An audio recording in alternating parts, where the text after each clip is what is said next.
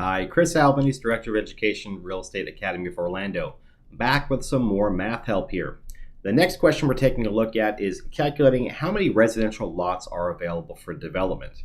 Now, this question here is really a question about residential density. When we talk about zoning, and we're zoning specifically for residential properties, what the city or the county is looking at is figuring out the density of the residential properties. How close do we want the houses to each other? Now, in our little example city here, our minimum square footage per lot is going to be 8,500 square feet, so a little under a quarter acre. So let's go ahead and take a look at our question and see how we solve this. All right, so we've got a residential zoning in the city. It requires at least 8,500 square feet per lot. Now, the developer has a 100-acre plot with plans for a new subdivision.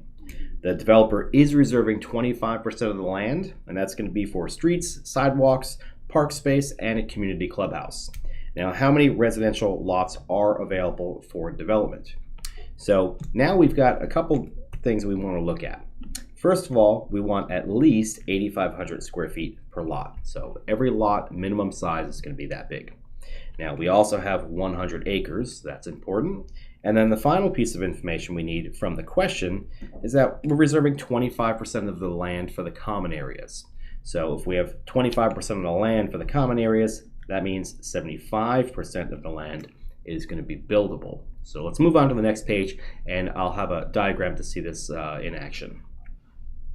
Okay, so here we go. We've got some of the more important information pulled over here. We've got the 8,500 square feet per lot. We've got 100 acres, 25% reserved for the streets and parks and other common areas. So we know the street here is 25%. That means the remaining green space is 75% of the land. We can build on that. So we have almost enough information here. However, we do need some more information that's not in the question. Let's move over.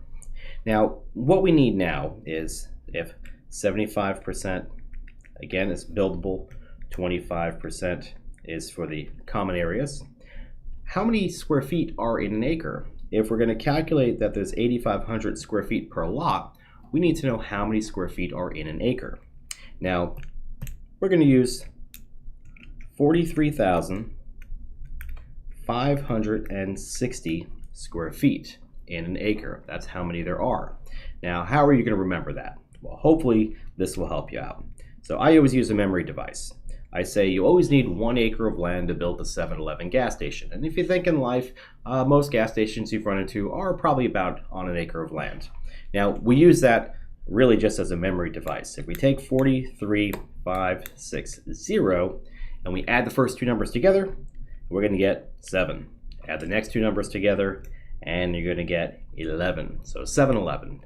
Hopefully that helps you remember 43,560. However you do remember it, make sure you do remember it, because that's a bit of information you're going to need. Otherwise, we can't solve this problem. Okay, so now let's go ahead and make a little bit of room here. Take our picture, make it just a little bit smaller so we can work out the math here. Okay. So what is our first step here? Well, the first step is take 1 acre of land. Take 1 acre of land. We know now that that's 43,560 square feet. So we're going to start with that 1 acre. So if 1 acre is 43,560 square feet and 25% are reserved for the common space, that means 75% is buildable. So let's find out how many square feet are buildable. So times 0.75. Remember, you can also put 75 in the percent key in the calculator. So 43,560 times 0.75. And then we find out that we have 32,670 square feet that's buildable per acre. So now we've removed the 25% that we can't build on, leaving just the 75% that we can. Okay, so now we know how much we can build per acre. Next step is let's figure out how many acres, how many lots we can actually fit in a buildable acre. So if there's 32,670 that's buildable, and we have to have a minimum square footage of 8,500 square feet, we'll take the first number, divide it by the second number, and that's going to tell us how many lots we can have per acre. So now we've got 32,000 670, and we're going to divide that by 8,500. That's our minimum square footage, divided by 8,500.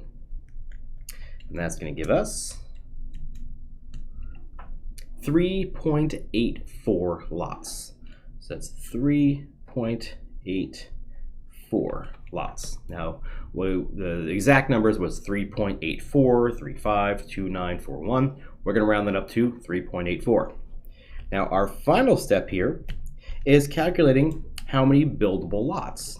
Well, if we can build 3.84 lots per acre, and we have 100 acres, well, we multiply the first number by the second number, and then we're going to get our total buildable lots. So now we've got 3.84, and multiply that by the plottage the developer has here, 100 acres. And that tells us now that we have 384 lots that are buildable. Well, and that is going to be our final answer here. So how many lots can we have? 384, and that will be the answer to our question. I hope that helps. If you have other questions, please write to us at info@reaorlando.com or visit us online at realestateacademyoforlando.com.